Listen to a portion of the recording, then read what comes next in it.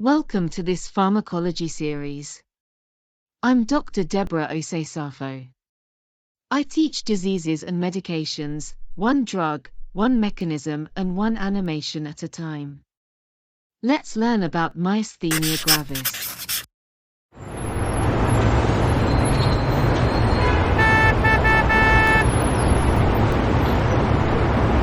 Meet Kwame, a commercial driver in Kasoa. Every morning before sunrise, Kwame starts his engine. He drives long hours, navigating traffic, heat, and stress, all to put food on the table. Like many drivers in Kasoa, Kwame believes hard work is the key to success. No matter how tired he feels, he keeps going. But lately, something strange has been happening. By the end of the day, Kwame feels unusually weak.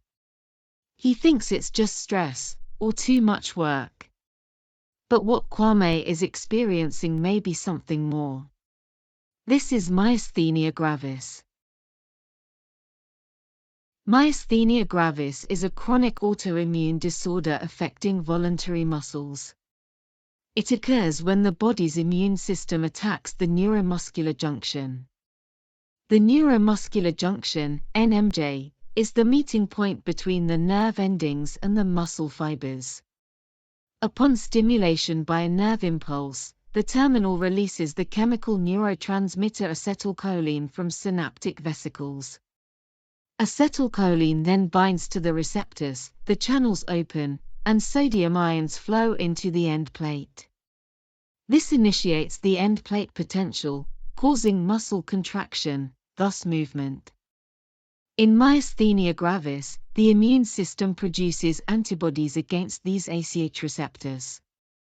So even though the nerve releases ACH, the muscle doesn't receive the full message, leading to weak muscle contraction.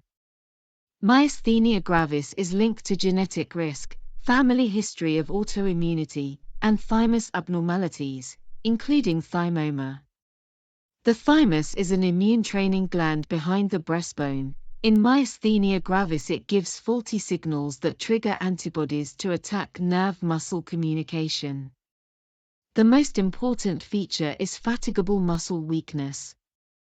Common symptoms include drooping eyelids, double vision, slurred speech, difficulty chewing or swallowing, and shortness of breath. In severe cases, weakness of breathing muscles leads to a myasthenic crisis, which is life-threatening. Treatment aims to improve neuromuscular transmission, reduce the autoimmune attack and manage complications. First-line treatment is pyridostigmine, an acetylcholinesterase inhibitor. It prevents breakdown of acetylcholine, increasing ACH at the neuromuscular junction. If pyridostigmine is not enough, corticosteroids such as prednisolone are added to reduce antibody-driven inflammation. Long-term steroids use causes side effects, therefore immunosuppressant steroid-sparing drugs such as azathioprine or mycophenolate are started. These take weeks to months to work, so steroids are gradually reduced once they become effective. In a myasthenic crisis, breathing and swallowing become dangerously weak. Plasma exchange removes harmful antibodies from the blood, while 4-immunoglobulin helps neutralize them. These treatments provide rapid, short-term rescue, not long-term disease control. Non-pharmacological management involves thymectomy, which is the surgical removal of the thymus. Rest between activities, avoid drugs that worsen the condition and manage infections early. In summary, myasthenia gravis is a treatable autoimmune disease that affects how nerves activate muscles. With modern therapies, most patients live full, productive lives.